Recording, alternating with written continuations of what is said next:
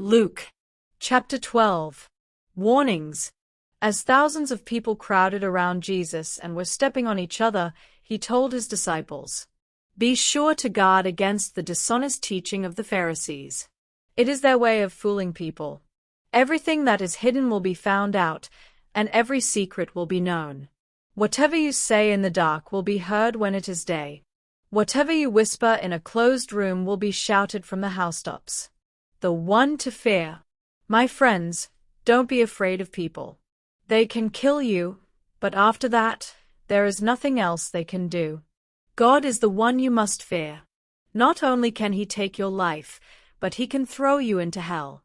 God is certainly the one you should fear. 5 sparrows are sold for only a few cents, but God doesn't forget a single one of them. Even the hairs on your head are counted. So don't be afraid. You are worth much more than many sparrows. Telling others about Christ. If you tell others that you belong to me, the Son of Man will tell God's angels that you are my followers. But if you reject me, you will be rejected in front of them. If you speak against the Son of Man, you can be forgiven, but if you speak against the Holy Spirit, you cannot be forgiven. When you are brought to trial in the synagogues or before rulers or officials, don't worry about how you will defend yourselves or what you will say. At that time the Holy Spirit will tell you what to say. A rich fool. A man in a crowd said to Jesus, "Teacher, tell my brother to give me my share of what our father left us when he died." Jesus answered, "Who gave me the right to settle arguments between you and your brother?" Then he said to the crowd, "Don't be greedy. Owning a lot of things won't make your life safe." So Jesus told them this story. A rich man's farm produced a big crop, and he said to himself, "What can I do? I don't have a place large enough to store everything." Later, he said, "Now I know what I'll do. I'll tear down my barns and build bigger ones, where I can store all my grain and other goods. Then I'll say to myself, 'You have stored up enough good things to last for years to come. Live it up. Eat, drink, and enjoy yourself.' But God said to him, 'You fool! Tonight you will die. Then who will get what you have stored up?' This is what happens to people who store up everything for themselves, but are poor in the sight of God. Worry. Jesus said to his disciples, "I tell you not to worry about your life. Don't worry about having something to eat or wear. Life is more than food or clothing. Look at the crows. They don't plant or harvest, and they don't have storehouses or barns. But God takes care of them. You are much more important than any birds. Can worry make you live longer?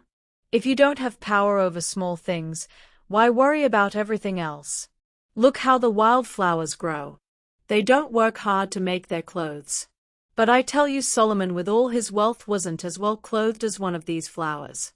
God gives such beauty to everything that grows in the fields, even though it is here today and thrown into a fire tomorrow. Won't He do even more for you? You have such little faith. Don't keep worrying about having something to eat or drink. Only people who don't know God are always worrying about such things. Your Father knows what you need. But put God's work first, and these things will be yours as well. Treasures in heaven. My little group of disciples, don't be afraid. Your Father wants to give you the kingdom. Sell what you have and give the money to the poor. Make yourselves moneybags that never wear out. Make sure your treasure is safe in heaven, where thieves cannot steal it and moths cannot destroy it. Your heart will always be where your treasure is. Faithful and unfaithful servants. Be ready and keep your lamps burning, just like those servants who wait up for their master to return from a wedding feast. As soon as he comes and knocks, they open the door for him. Servants are fortunate if their master finds them awake and ready when he comes. I promise you he will get ready and let his servants sit down so he can serve them. Those servants are really fortunate if their master finds them ready, even though he comes late at night or early in the morning. You would surely not let a thief break into your home if you knew when the thief was coming. So always be ready. You don't know when the Son of Man will come. Peter asked Jesus, "Did you say this just for us or for everyone?" The Lord answered, Who are faithful and wise servants? Who are the ones the master will put in charge of giving the other servants their food supplies at the proper time? Servants are fortunate if their master comes and finds them doing their job. A servant who is always faithful will surely be put in charge of everything the master owns. But suppose one of the servants thinks that the master won't return until late. Suppose that servant starts beating all the other servants and eats and drinks and gets drunk. If that happens, the master will come on a day and at a time when the servant least expects him. That servant will then be punished and thrown out with the servants who cannot be trusted. If servants are not ready or willing to do what their master wants them to do, they will be beaten hard. But servants who don't know what their master wants them to do will not be beaten so hard for doing wrong. If God has been generous with you, He will expect you to serve Him well.